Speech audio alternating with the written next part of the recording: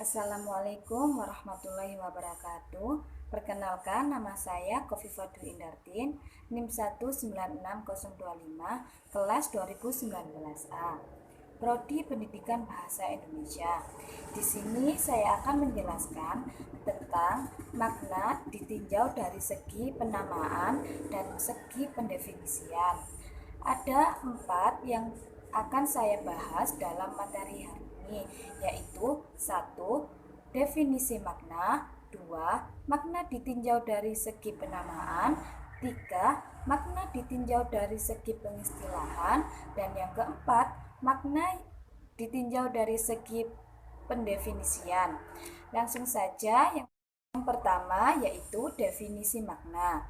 Menurut Ferdinand de Saussure dalam Cer tahun 2012 halaman 287 mengatakan bahwa makna adalah pengertian atau konsep yang dimiliki atau terdapat pada sebuah tanda linguistik. Berdasarkan pernyataan tersebut, konsep yang dimiliki pada sebuah tanda linguistik adalah sesuatu yang menandai dengan bahasa yang digunakan. Dengan demikian, dapat disimpulkan bahwa makna merupakan hubungan antara arti dan kata yang membentuk suatu kebahasaan. Makna kata merupakan bidang kajian yang dibahas dalam ilmu semantik. Semantik berkedudukan sebagai salah satu cabang ilmu linguistik yang mempelajari tentang makna suatu kata dalam bahasa. Sedangkan linguistik merupakan ilmu yang mengikat bahasa lisan dan tulisan yang memiliki ciri-ciri sistematik, rasional, empiris sebagai pemberian struktur dan aturan-aturan bahasa. Nurhayati 2009 halaman 3. Kemudian yang kedua adalah makna ditinjau dari segi penamaan. Menurut Sudaryat tahun 2008 halaman 59, proses penamaan berkaitan dengan acuannya. Penamaan bersifat arbitrter dan konvensional. Konvensional berdasarkan kebiasaan masyarakat pemakainya, sedangkan arbitrter kemauan masyarakat pemakainya. Nama merupakan kata-kata yang menjadi label setiap makhluk, benda, aktivitas, dan peristiwa di dunia ini. Menurut Jajah Sudama tahun 2009 halaman 47. Manusia kadang sulit memberikan label satu persatu, sehingga muncul nama-nama kelompok, misalnya binatang, burung, ikan, dan sebagainya. Plato di dalam percakapan yang berjudul Certilos menyatakan bahwa lambang itu adalah kata di dalam suatu bahasa, sedangkan makna adalah objek yang dihayati di dunia nyata berupa rujukan, acuan, atau sesuatu yang ditunjuk oleh makna itu. Oleh karena itu, lambang-lambang atau kata-kata itu tidak lain daripada nama atau label dari yang dilambangkannya. Mungkin berupa benda, konsep, aktivitas, atau peristiwa. Adapun peristiwa yang melatar belakangi terjadinya penamaan terhadap sejumlah kata yang ada dalam leksikon bahasa Indonesia sebagai berikut, yaitu ada 9. Yang pertama, peniruan bunyi. Yang kedua, penyebutan bagian. Yang ketiga, penyebutan sifat khas. Dan yang keempat, penemu dan pembuat. Dan yang kelima, tempat asal. Yang keenam, bahan. Yang ketujuh, keserupaan. Yang kedelapan, pemendaan. Yang kesembilan, penamaan baru. Yang pertama, peniruan bunyi. Menurut Sudaryat tahun 2008 halaman 59, penamaan dengan peniruan bunyi muncul jika kata atau ungkapan merupakan bunyi dari benda yang diacunya. Dalam bahasa Indonesia, ada sejumlah kata yang terbentuk sebagai hasil peniruan bunyi. Maksudnya, nama-nama benda tersebut dibentuk berdasarkan bunyi dari benda tersebut atau suara yang ditimbulkan oleh benda itu sendiri. Misalnya, binatang sejenis reptil kecil yang melata di dinding yang disebut cecak karena bunyinya cak cak cak cak. Kata yang dibentuk berdasarkan tiruan bunyi ini disebut kata peniruan bunyi atau onomatope. Lalu yang kedua, penyebutan bagian. Menurut Sudaryat, tahun 2008 halaman 59 mengungkapkan bahwa penyebutan bagian merupakan penamaan suatu benda dengan cara menyebutkan bagian dari benda tersebut, padahal yang dimaksud keseluruhannya. Maksudnya, bagian dari suatu benda atau hal dapat dari tubuh yang disebutkan mempunyai arti secara keseluruhan dari benda tersebut. Misalnya, kata kepala dalam kalimat setiap kepala menerima bantuan Rp200.000 bukanlah dalam arti kepala itu saja, melainkan orang sebagai satu keutuhan. Sesungguhnya gejala pars prototo bukan semata-mata gaya retorika dalam kesusastraan saja, tetapi juga merupakan gejala umum dalam pemakaian bahasa. Sehari-hari. Umpamanya, kalau kita masuk ke kafe dan memesan kopi, pasti pemilik atau pelayan kafe tersebut tidak akan menyajikan kopi saja, melainkan kopi yang sudah diteduh dengan air panas. Selanjutnya, yang ketiga, penyebutan sifat khas.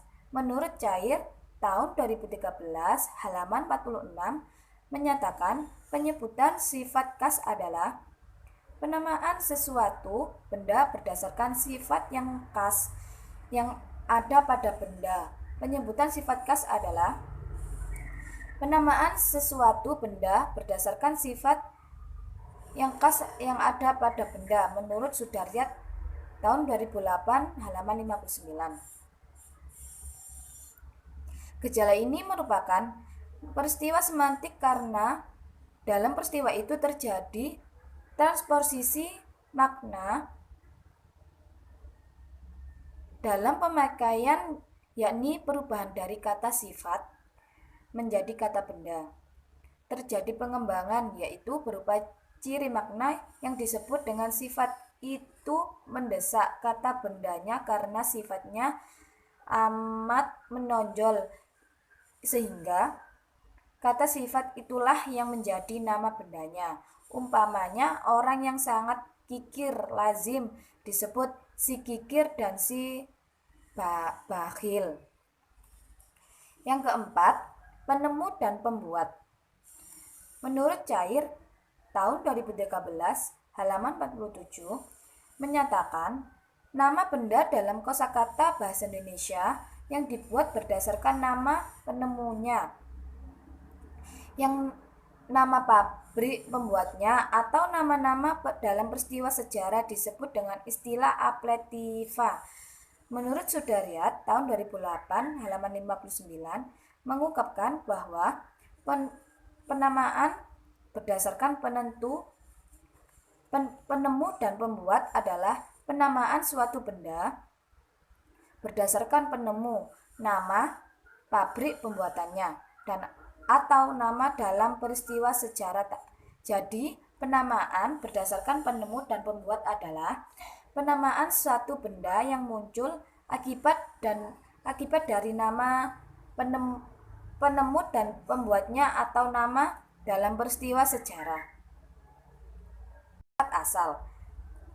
Sejumlah nama benda dapat ditelusuri berasal dari nama tempat asal benda tersebut. Penyebutan tempat asal adalah penamaan suatu benda berdasarkan nama tempat asal benda tersebut. menurut Sudaryat 2008 halaman 59. Misalnya, kata sarden atau ikan sarden bersalah dari nama pulau Sardinia di Italia. Banyak juga nama piagam atau prasasti yang disebut berdasarkan nama tempat penemunya, seperti kedudukan bukit dan piagam Jakarta. Lalu yang keenam yaitu bahan. Ada sejumlah benda yang namanya diambil dari nama bahan pokok benda itu. Menurut Sudaryat tahun 2008 halaman 60, penyebutan bahan adalah penamaan berdasarkan nama bahan pokok benda tersebut. Jadi, penamaan berdasarkan penyebutan bahan adalah penamaan yang diperoleh berdasarkan bahan pokok atau bahan pokok tersebut.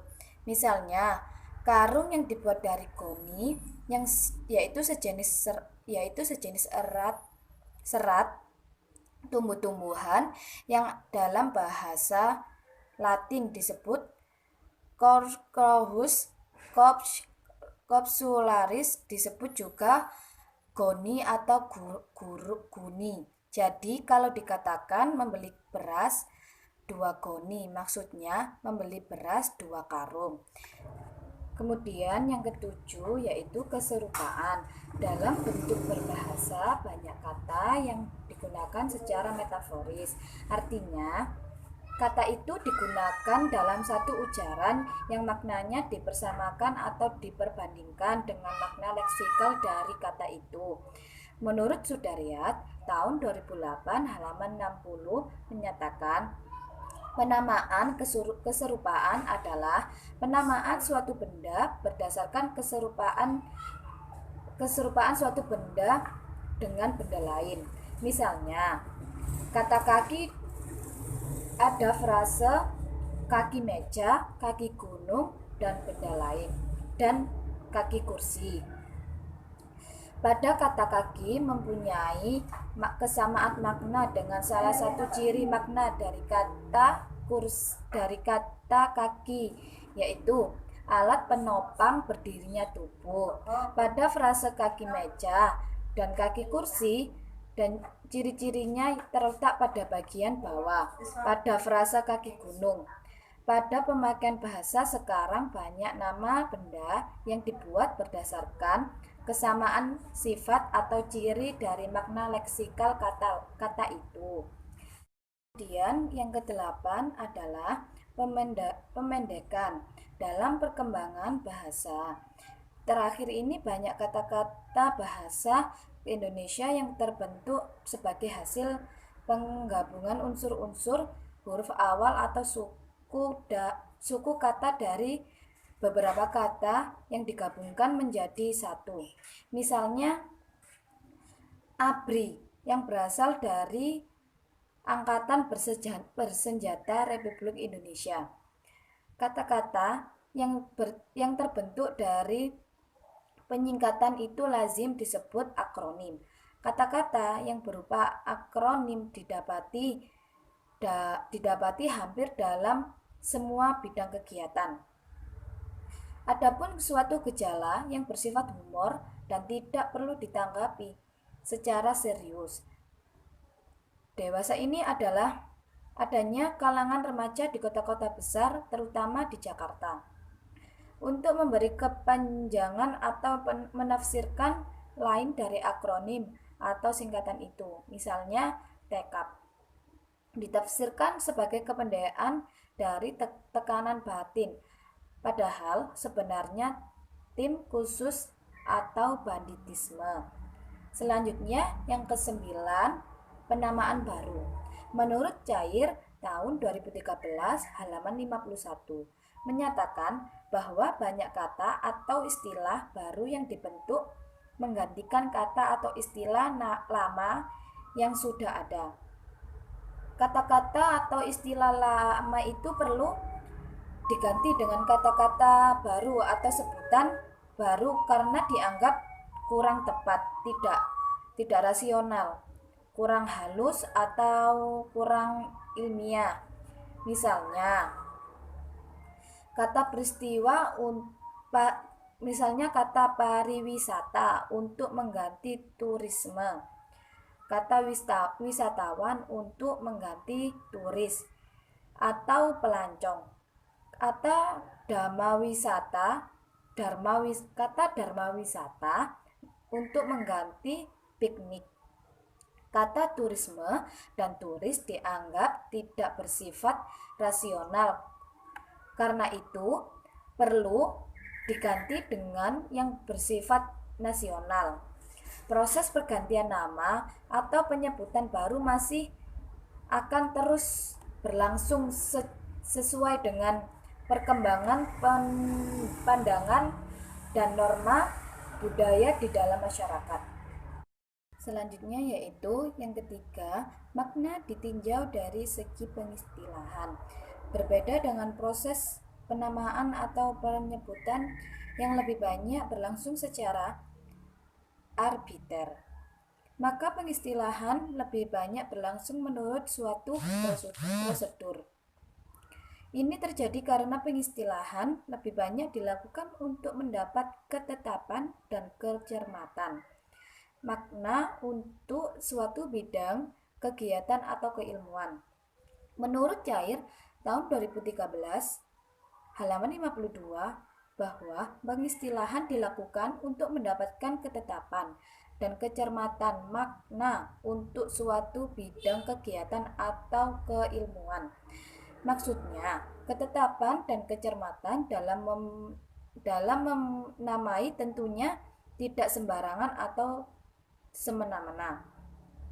Menurut Sudaryat tahun 2008 halaman 60, penamaan suatu benda yang khusus dibuat untuk di bidang kegiatan atau keilmuan tertentu, umpamanya kata telinga dan kata kuping.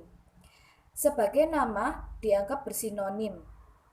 Tampak dari kenyataan orang bisa mengatakan kuping saya sakit, yang sama saja dengan telinga saya sakit. Tetapi dalam bidang kedokteran, telinga adalah alat pendengaran bagian dalam, sedangkan kuping adalah pada bagian luarnya. Demikian juga antara kata lengan dan tangan.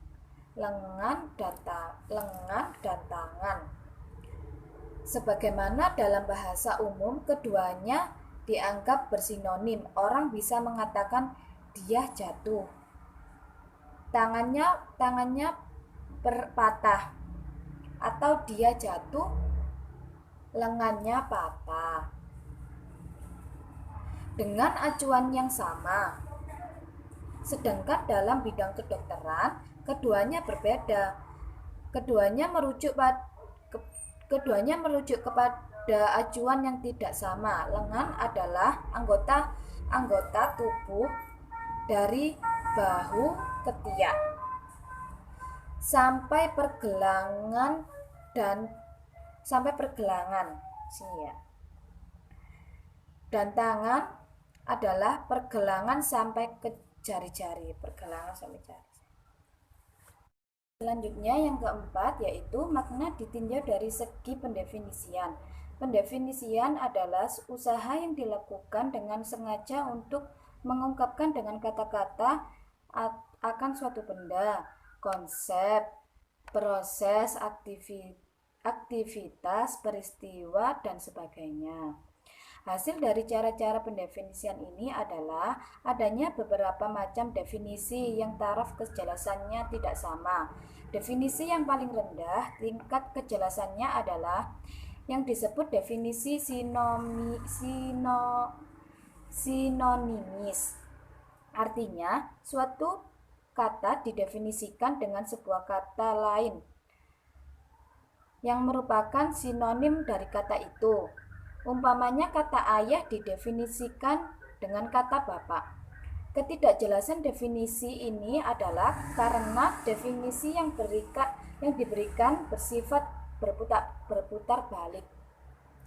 Kalau ayah didefinisikan dengan kata bapak, maka nanti kata bapak didefinisikan lagi dengan kata ayah. Yang tarif kejelasannya lebih dari definisi sinonimis adalah definisi formal. Dalam definisi formal itu, konsep atau ide yang akan didefinisikan itu disebutkan dulu sebuah ciri umumnya. Lain disebutkan pula ciri khususnya. Yang menjadi pembeda dengan konsep atau ide lain yang sama yaitu ciri umumnya. Selanjutnya, definisi formal dalam taraf tertentu memang sudah cukup jelas, tetapi pada taraf yang lebih jauh seringkali tidak memuaskan. Kelemahan dari definisi formal dapat diatasi dengan pendefinisian yang lebih luas, yaitu dengan membuat definisi logis dan definisi enklopedis. Definisi logis mengidentifikasikan secara tegas objek, idea, atau konsep yang didefinisikan ini didefinisikan itu sedemikian rupa sehingga objek tersebut berbeda secara nyata dengan objek-objek lain. Sedangkan definisi enklopedis lebih luas lagi dari definisi logis, sebab definisi enklopedis menerangkan secara lengkap atau jelas serta cermat akan segala sesuatu yang berkenan dengan kata atau konsep yang didefinisikan. Terima kasih. Itulah penjelasan dari materi saya. Apabila ada kesalahan dalam berucap, mohon dimaafkan. Wabillahi taufiq wal hidayah. Wassalamualaikum warahmatullahi wabarakatuh.